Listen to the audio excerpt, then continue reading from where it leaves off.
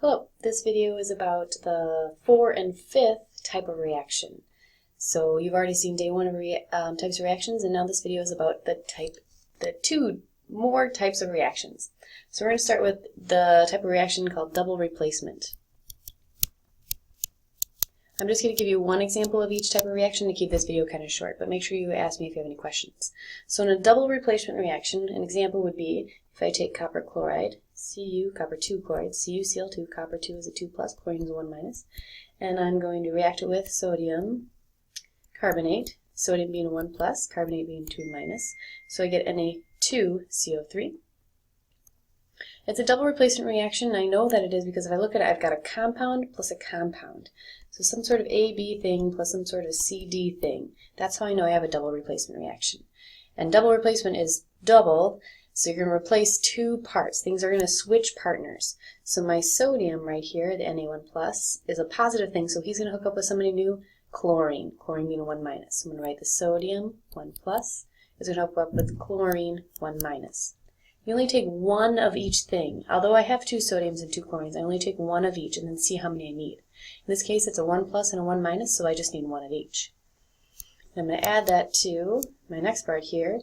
My copper is a 2 plus, and he's going to hook up with my minus thing, which happens to be carbonate, a 2 minus. So I just need one of each. Copper 2 plus, and carbonate is a 2 minus. You can see they did a double switcheroo. Now at this point, the first thing is to switch partners. Make sure the charges are balanced. All my charges are balanced. Now I'm going to balance the equation. That means put those numbers out front. I'm doing that in blue. I happen to have 2 chlorines on the left and only 1 chlorine on the right, so I'll put a big 2 here.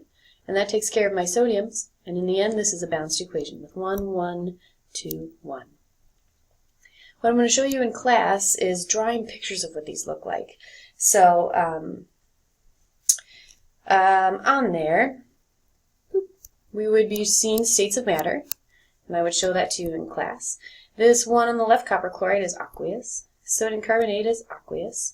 Sodium chloride is aqueous, and my copper carbonate will be my solid. So I'm going to draw a picture of what this kind of looks like. If I've got my copper chloride, I'm going to add it to my sodium carbonate, it will create a mixture in the end. And what does it look like? Well, when something is aqueous, that means it's dissolved in water. That means it's separated its ions. That means water is coming in, swooping in, and being attracted to the copper side, and then it's being attracted to chlorine, so that in the end, my copper ions, my copper 2 plus, are completely separate from my chlorine ions. The chlorine ions are also separate from each other because each ion is a ball. So there's a copper ball, a chlorine ball, and another chlorine ball. And all those are surrounded by water, and they separate from each other. Same thing for my sodium carbonate here. My sodium, I happen to have 2 of them. What it looks like in solution at the microscopic level is the 2 sodiums are now separate from each other because water has come in and swooped around them. And my carbonate is also swooped around by the water. So the carbonate, the CO3, stays together because they're covalently bonded together. So really things just separate into their ions. So this is what it would look like if you were able to look through a microscope and actually see the ions and what they're doing. They're floating around separate from each other. If I want to draw a picture of what the products look like, that's what this big box over here is going to show. I have to show that my aqueous parts are my sodium chloride. Sodium, 1 plus, being separate from my chlorine, 1 minus. And I know that because they're aqueous. There happens to be 2 of each of them now, so I better have to draw 2 sodiums and 2 chlorines. And then what I also have is my solid. Solid means water can't swoop around it and dissolve it. It just sits at the bottom. So I have a solid. I'm going to draw my solid sitting at the bottom where my copper carbonate is still staying together. Water can't swoop and separate them apart, so I'm drawing them together as a solid sitting at the bottom.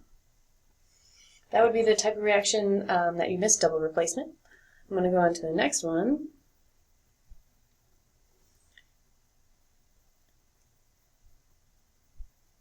Okay, here we go. This one is called combustion. For my combustion reaction, I'm going to take methanol, CH3OH. It's actually a liquid. It's a clear liquid. And I'm going to add to it oxygen. Make a reaction. For a combustion reaction, it's some sort of CHO thing plus oxygen. So you don't always have to have oxygens, but you always have to have C's and H's. Some sort of CHO thing, like it has lots of C's and lots of H's, or very few C's and a few H's and some O's, but it has some number of C's, H's, and maybe O's. plus oxygen. Then you know you have a combustion reaction. And it will produce CO2 and H2O. It will make CO2 and H2O every single time. So you'll know you have a combustion reaction when you see you make CO2 and H2O. And you also know you have a combustion reaction because you have some sort of C, H, and O thing. Sorry.